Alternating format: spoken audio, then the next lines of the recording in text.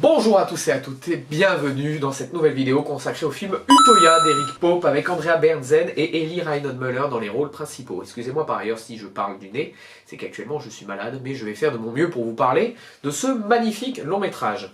Utøya 22 juillet est un film vraiment qui reconstitue la tuerie de Norvège qui a eu lieu le 22 juillet 2011, il me semble, par le tueur Anders Breivik, qui s'est révélé comme extrémiste.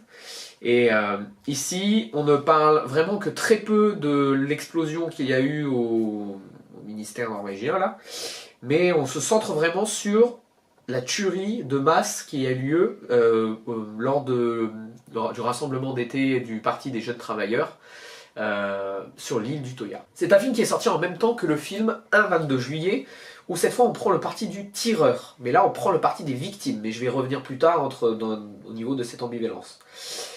Ici, ce qui est bien avec Utøya, c'est qu'on se centre vraiment autour des victimes, autour du suspense, autour de la manière dont ils ont perçu l'événement. À chaque fois, ils se demandaient, mais qui ça peut être? Et nous, même si on connaît déjà l'histoire du tueur, ici c'est vraiment une reconstitution minutieuse. C'est une proposition de cinéma sensoriel. Je vais maintenant vous donner 5 bonnes raisons d'aller voir Utøya 22 juillet. Première raison, comme je l'ai souligné, c'est un cinéma qui est basé sur les 5 sens. D'abord, on a vraiment un suspense qui jalonne tout le film. Un suspense, même si on connaît déjà le dénouement de ce qui va se passer. Il y a un suspense de se dire, est-ce que les personnages que l'on suit vont y passer eux aussi, ou est-ce qu'ils font partie des survivants? Et ça, c'est très important. Si le suspense jalonne vraiment tout le film, il y a aussi la tension qui s'élague sur tout le long métrage. Ce qui est très important aussi, c'est que par certains moments, le film brise le 4e mur avec le spectateur. Notamment dans sa scène d'ouverture, où l'une des personnages que l'on va suivre au cours de cet attentat se retourne vers la caméra et nous dit quelque chose. Je ne me souviens plus exactement de la phrase, j'aurais dû la noter à ce moment-là. Mais c'est une phrase qui va porter son sens pour la suite du film. Et en fait, on se rend compte 2 secondes plus tard qu'elle s'adressait à quelqu'un d'autre. Mais voilà, c'est cette petite manière de briser le 4e mur d'une manière assez subtile, font quelque chose de vraiment fort, quoi. Il y a aussi l'omniprésence des tirs, c'est-à-dire c'est un film où il n'y a vraiment aucune musique, où le seul bruit qui rythme la narration et qui rythme l'avancée de l'intrigue, c'est vraiment cette omniprésence des tirs. Certains sont proches, certains sont loin.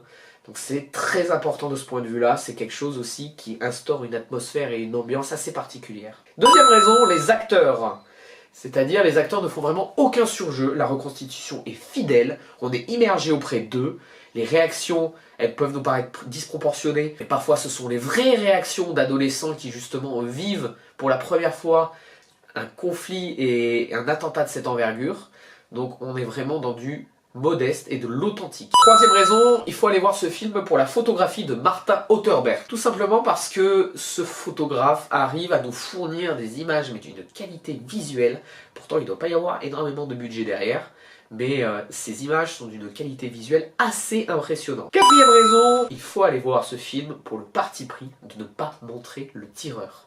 Et ça c'est un parti pris que j'applaudis parce que le réalisateur Eric Pope a dit qu'il ne voulait pas montrer justement le tireur pour présenter le fait que le danger sur l'île d'Utøya pouvait venir de partout. Et ici c'est chose faite. C'est-à-dire on voit les adolescents courir dans tous les sens, on en voit certains percutés par des balles mais on ne voit pas qui les tire. Et on ne voit que le tireur à 2 reprises.